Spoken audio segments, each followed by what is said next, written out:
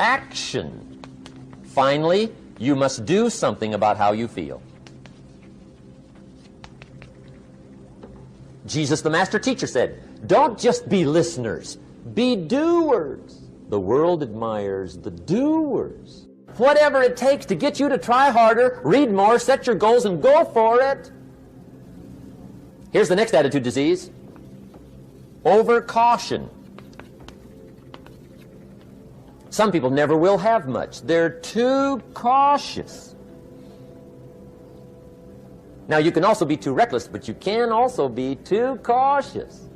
This is called the timid approach to life. And my caution was always the risk. Risk used to drive me right up the wall. I used to say, what if this happens? It's called the language of the poor. What if this happens? And on top of that, if this was to happen, look at the fix I'd be in. I better not try. I could always ace myself out. Then I'll tell you what changed my whole life when I finally discovered it's all risky.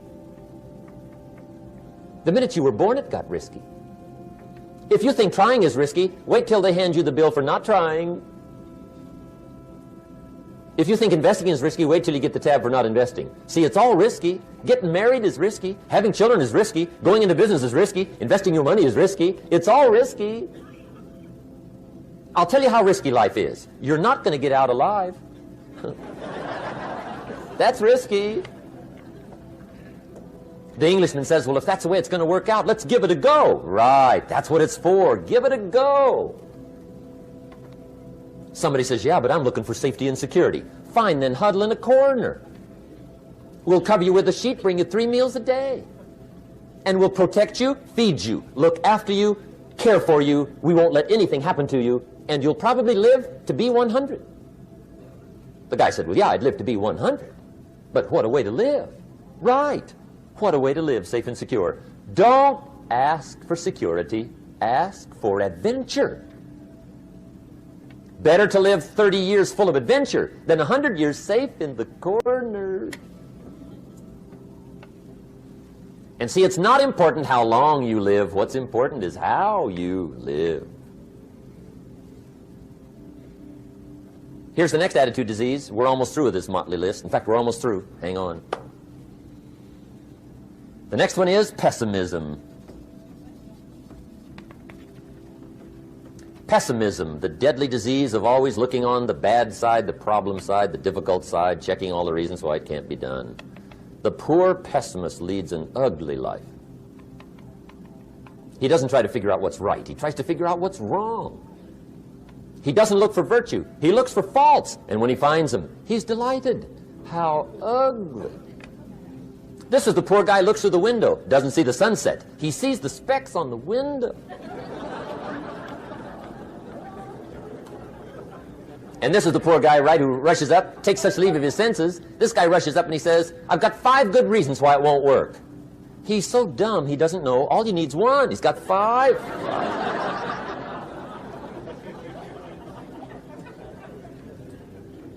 To the pessimist, the glass is always half empty. To the optimist, the glass is half full. Why would the same measure affect people 2 different ways? Answer, it all depends on how you look at it. Our lives are mostly affected by the way we think things are, not the way they are. The way we think they are affects us most. There's a subject we don't have time to get into tonight called better thinking habits. One of the major things Shove taught me when I met him, he said, poor thinking habits keeps most people poor. Not poor working habits. Most people work hard, but they don't think hard. And Shove taught me that the mind is like a factory, a mental factory. And whatever you think about all day long pours ingredients into this mental factory. And that's what builds the economic, social, financial fabric of your life. He quoted me a Bible phrase that says, as you think, so you become. How awesome. When he talked about poor thinking habits, he had me. I used to start the day reading the morning newspaper. I mean, you can believe that or not. I'd get a cup of coffee and read the paper. I'd load up on wars and riots and murders and stabbings and killings and bank robberies and muggings and car wrecks and tragedies. I'd even read the back pages. I seem to like that stuff for some weird reason. I'd load up on all that, and then I'd start the day. You can imagine the kind of days I used to have. You walk around on your financial knees. They call you economic peewee.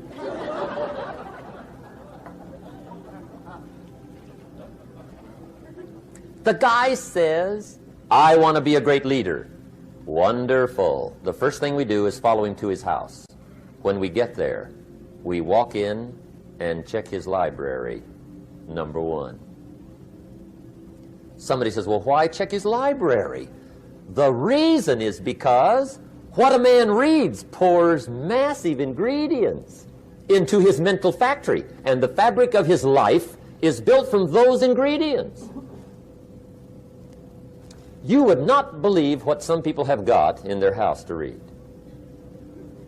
You would not believe.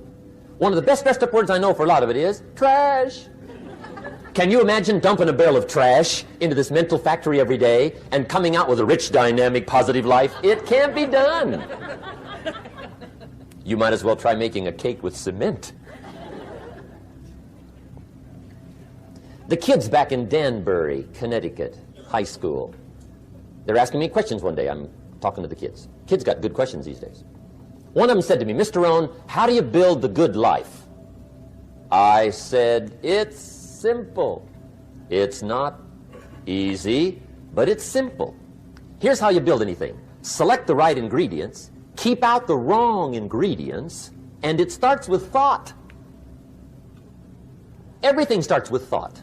So you must be wise and careful what you think about, because that starts everything. You got to be wise and careful. I asked the kids, what would happen if somebody dropped sugar in my coffee? They said, well, you'd be okay. I said, what if somebody dropped strychnine in my coffee? They said, well, you'd be dead. I said, correct. Lesson one, life is both sugar and strychnine. You gotta be careful. I said, what if my worst enemy drops in the sugar? They said, will you be okay? I said, what if my best friend, even by accident, drops in the strychnine? They said, well, you'd be dead. I said, correct. Lesson two, watch your coffee. You gotta be careful. See, it doesn't matter who hands you the bad stuff.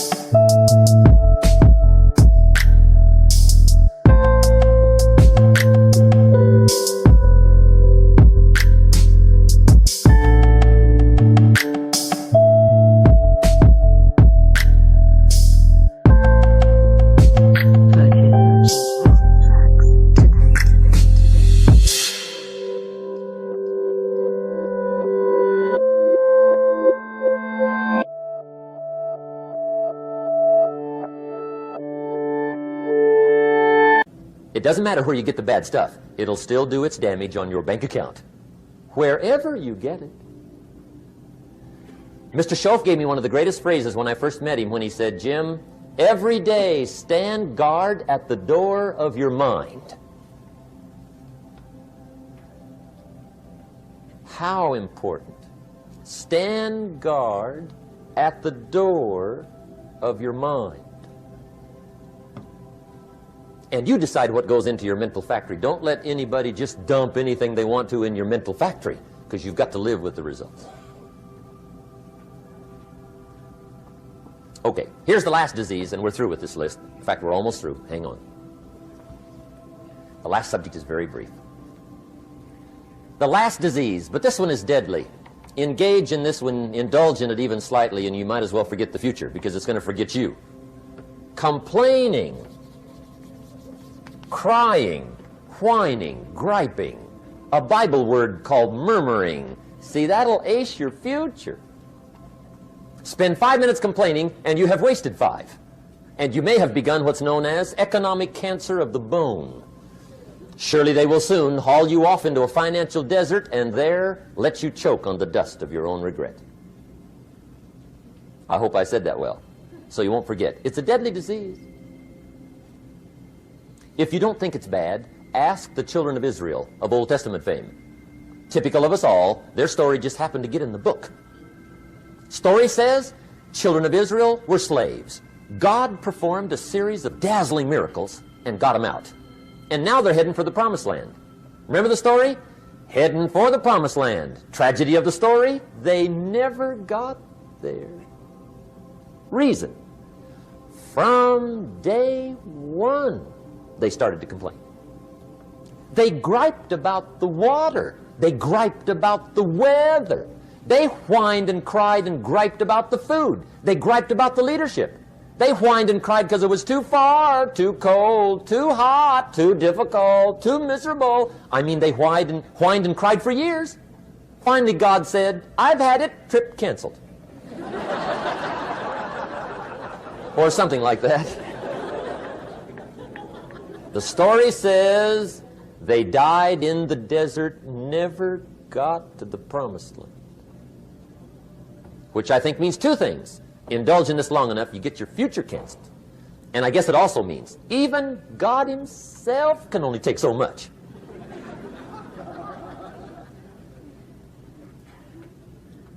Okay. Just be on the lookout of the things that can destroy all the good you start. The war is on. And this evening, tomorrow, mentally, personally, socially, economically, you got to make sure you're winning the war. And this is part of it.